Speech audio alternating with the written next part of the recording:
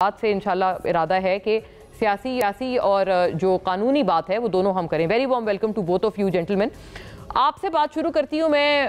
दानियाल चौधरी साहब, आप बताइएगा, आप करेंगे मुज़ाकरात? बता दिया है आपको कैटेगोरिकली, साफ साफ। उमर अयूब साहब की भी स्टेटमेंट मैंने आपको सुनाई है, शिबली फराज साहब की भी। हम पहल नहीं करेंगे, हम वीकनेस पर नहीं हैं।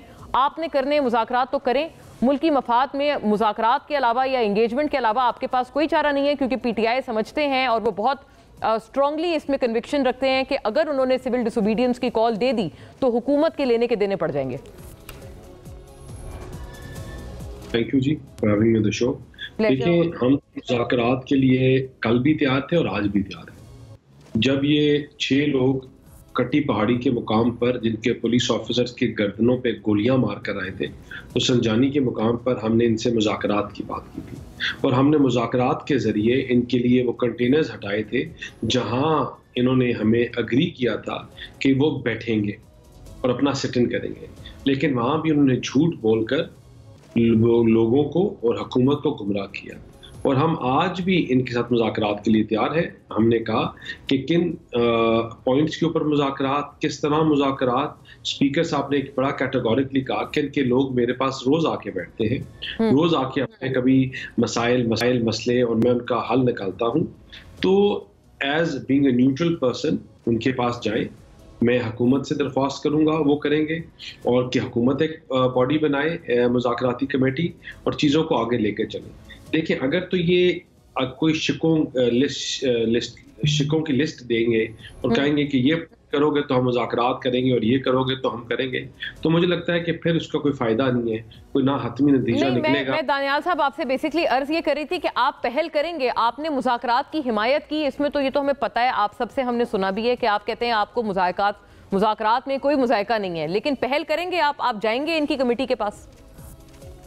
हमने तो पहल की हुई है। हम तो इनसे बार बार ये कह रहे हैं, जब ये कह रहे थे कि मुल्क को आग लगाओ, बंद कर दो, आखिरी कॉल है, इस मुल्क को बंद करना है, हम इमरान खान को लेके जाएंगे, इन ईरान के गलों से इनको खींचेंगे, हम तब भी मुज़ाकरात की बात कर रहे थे और हम आज भी मुज़ाकरात की बात कर रहे हैं।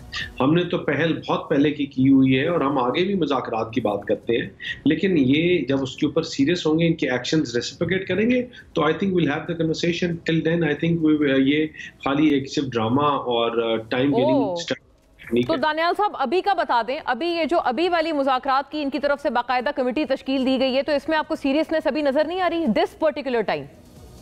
देखिए, किससे मुज़ाकरात करने हैं इन्होंने? आपसे ही उन्होंने कहा है। मुज़ाकरात करने का तरीका क्या है? सब कमेटियों में बैठे हुए हैं। आज स्पीकर्स कॉन्फ्रेंस थी, इनके तमाम जमाती लोग मौजूद थे, इनकी जमात के लोग मौजूद थे। आपने स्पीकर को एंगेज करना है और उससे फिर पॉलिटिकल पार्टीज जो है उनको ऑन बोर्ड, स्पीकर साहब को ऑन बोर्ड लेकर एज ए न्यूट्रल पर्सन चीज़ों को आगे चलाएं।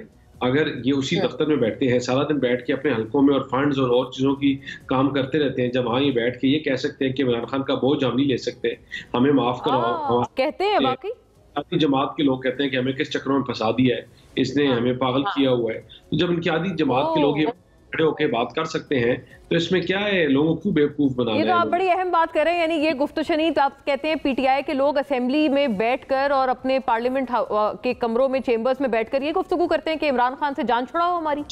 नहीं जी, चेंबर्स में नहीं, अंदर हॉल्स में बैठ के, मेजॉरिटी लोग में बैठ के, आपके सामने खुली खुली ये वाली गपशप हो रही होती है। इमरान खान का ये बोझ जो है, ये तफरीक नफरत का कोई चार नाश्ते तैयार नहीं है, लोग भी भागे हैं, लोग भी उठाने के लिए तैयार नहीं है। मुझे एक बात बताएं, कब तक आप नफरत के ऊपर सियासत करेंगे?